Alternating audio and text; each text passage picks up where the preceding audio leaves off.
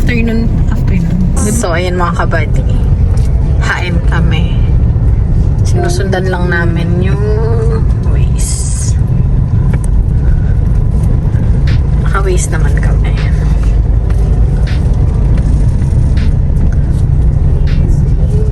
So, pinapunta na kami ni Kabads. Pick upin na lang namin. Tatanong din ako ng presyo ng Turn ano. left for JN, then slide right onto JN. JN, no? Hain talaga yun. Para sa Kalamansi kasi magsha-shutdown na yung ilog. Pawawalan kami ng stock ng... Pawawalan kami ng stock ng tubig. So, dapat meron. Slide right onto JN, Para dalawa then na turn yung right onto boulevard JN, sa- Santa Rosa Road. Dalawa na yung boulevard sa farm. Papabungan na kasi tayo mga kabady. Actually, may bulaklak na siya eh.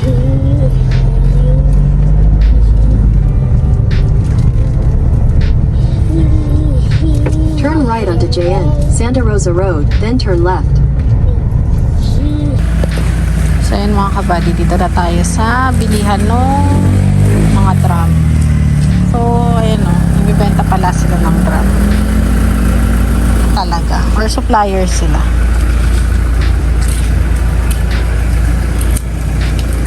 So, ayan, papasok dito. Ayan, boulevard. Pili na lang po kayo. Talagang nagsusupply kayo niyan, sir? Nagbibenta talaga kayo ng maramihan yan?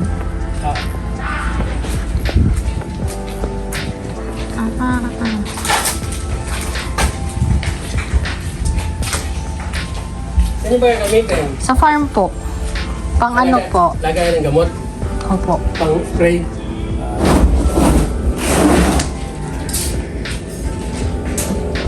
Ito kaya.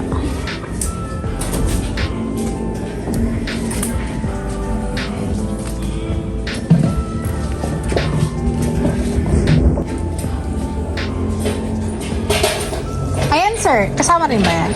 Pwede. Pare-pares naman po yan. Pare-parehas naman. Yan yung lawan nyo. Mas makinis.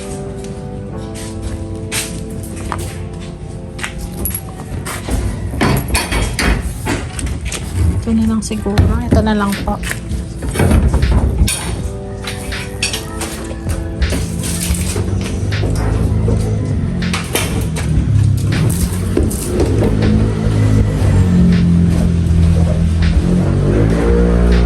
Pwede ko tignan tong isa, sir? Tingnan ko po. May aso po ba dito? Ha, may aso.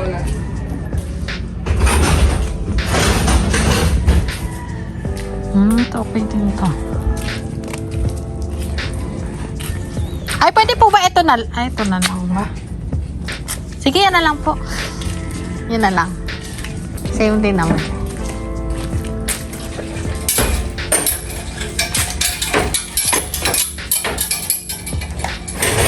After nito mga kabay.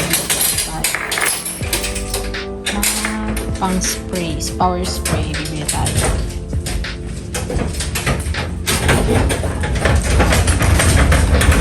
Ayan.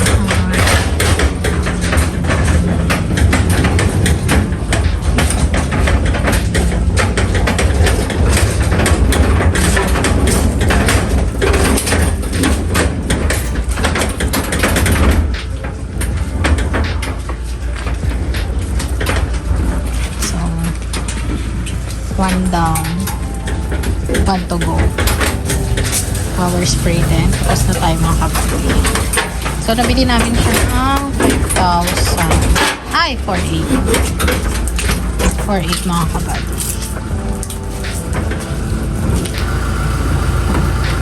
Kaya da? Ay, baka magasgas. Char. Magasgas talaga yan. So, guys.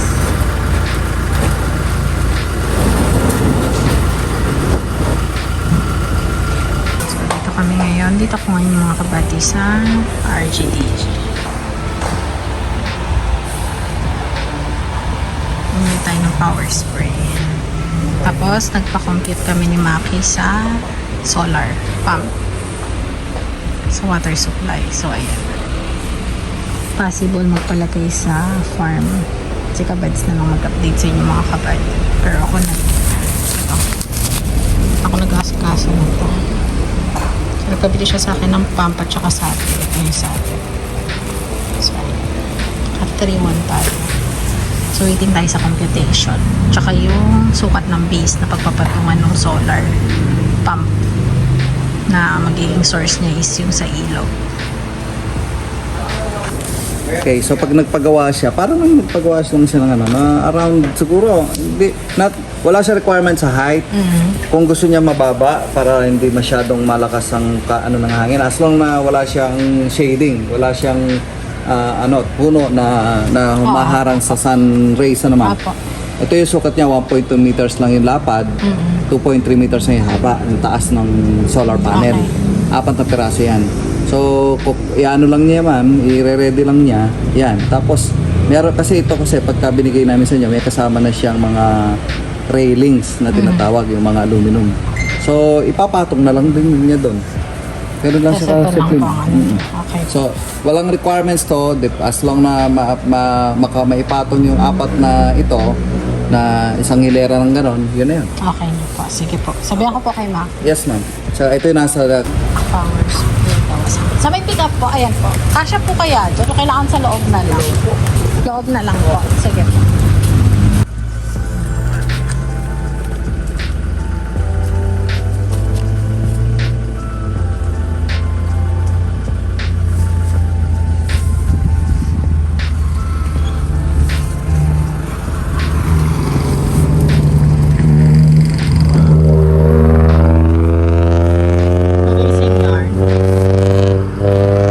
So, good afternoon mga kabady. Ayan, signal number 3 kami mga kabady. Ayan, nakalagay yung mga kanina rin. Ganyan palang alay. Pero sa bukid, malakas yan. Punta kami bukid ngayon, pero papabang lang kami kay kabady. Darating sila doon dyan. Tapos ito tayo mga kabady. Busy tayo dito sa bahay. Bibigyan na apple na si Noah. Tapos, ito, bumili ako seaweed. Lalagyan muna namin na seaweed yan. Ginawa namin suka. Bababara natin. Pero inano ko na siya sa mainit na tubig. Sabad. Tapos papalagyan ko kay Maximum sibuyas, luya. Tapos magtitinola siya. Yung mga kabady, lagyan ko ng paminta.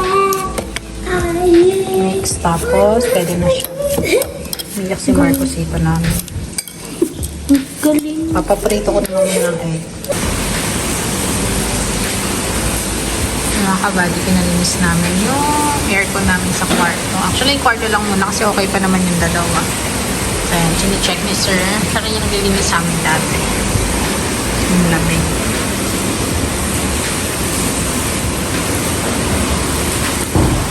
Okay na po, sir. Thank you po. Mansisi ka ba sa inyo? Sama pakiram lang. Tapos ang ininom niya, pampatulog pa. Patulog dito. So, sino ko mga kapatid tulog sa isang kwarto? Si Marcos, siya si Lizzie tulog. So, ito yung aircon namin mga kapatid. Kasi, tumutulo na siya. Tatanong nga kay Ate Chila, malamig na. Tatanong nga Ate Chila kung anong gagawin namin dito. Kasi nabasa talaga siya totally. Dahil ng aircon, sobrang dumi na. Tapos ayun, dyan siya, basa. Lagi kami may timbalde doon, timba. So, ayun mga kapatid. Malamig na siya. So, ngayon, darating din si Tol Jeff. So, makikita na namin siya personal. Sasadya talaga siya dito sa bahay. So, thank you sa time, Tol Jeff. Tsaka yun, nagkantay na si Kabady. Hindi rin siya lumusong. Lumusong lang siya para sa mga kambing, pero okay na. Tapos na. Tapos papalinis na lang namin ito. Kasi ma-dirty. Tapos nagre-ready na kami mga Kabady. China-charge ko na yung power bank. Ano to? Electric fan. Tsaka itong mini fan ni Noah tsaka ni Marcos.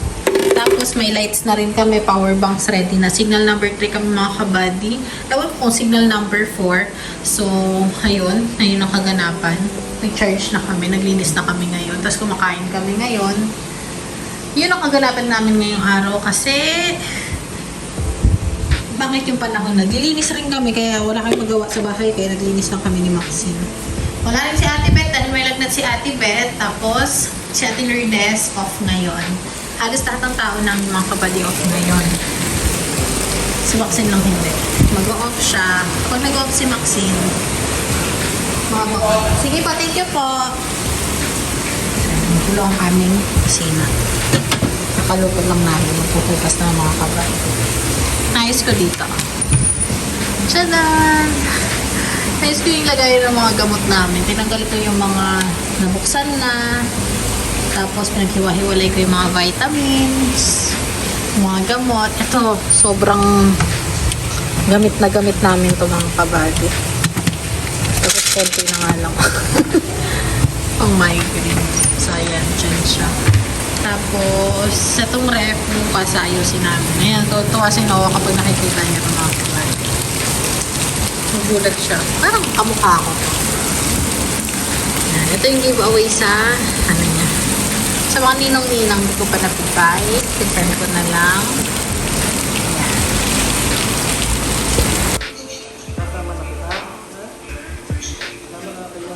Ano na yan?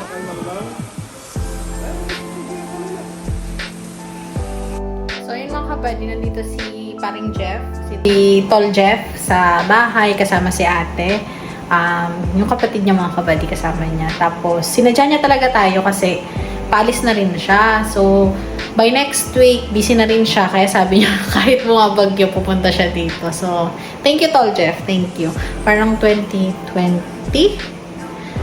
ano na namin siya. Contact na namin siya ni Maki. Talaga solid kabady talaga. Kahit hindi kami madalas mag-usap, parang naalala ko, last ng usap namin is nung nawala si mama. Ay, hindi. Yun yung unang usap na. Hindi yun yung unang usap namin. Pero yun yung nakatatak sa akin. Kasi talagang umiyak talaga ako ng bongga sa kanya ng mga kabady. So talagang di malilimutan yan. So, thank you. And hawak niya si JK. Sabi niya gusto niya daw dalhin si JK. JK naman, okay na okay sa kanya. Di umiiyak, walang anong arte si JK. Basta kargahin mo siya. Yan, uupo ka, anong gawin mo. Basta hawak mo siya, wala siyang problema. Happy baby lang talaga siya. Tahimik lang, nakikiramdam. Tapos maya antok na yung mga kabady. So, ayun mga kabady, salamat talaga kay Tol Jeff sa pagbisita. And salamat din sa mga kabady na naglaan ng time sa amin, na pumasyal, bumisita dito sa bahay, tumuloy. Maraming salamat. Welcome kayo dito mga kabady. Mga kabady. Kasama si Marco. Mauna na kami. Ah, sige po. Bye-bye, bye-bye. Bye-bye, bye-bye, bye-bye. Bye-bye, bebe.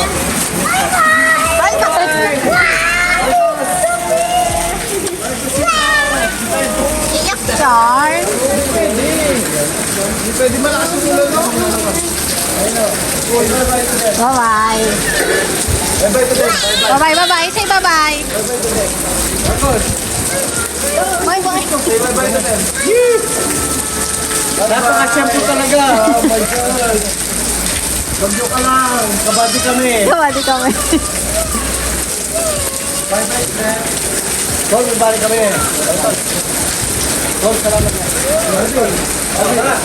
Ingat.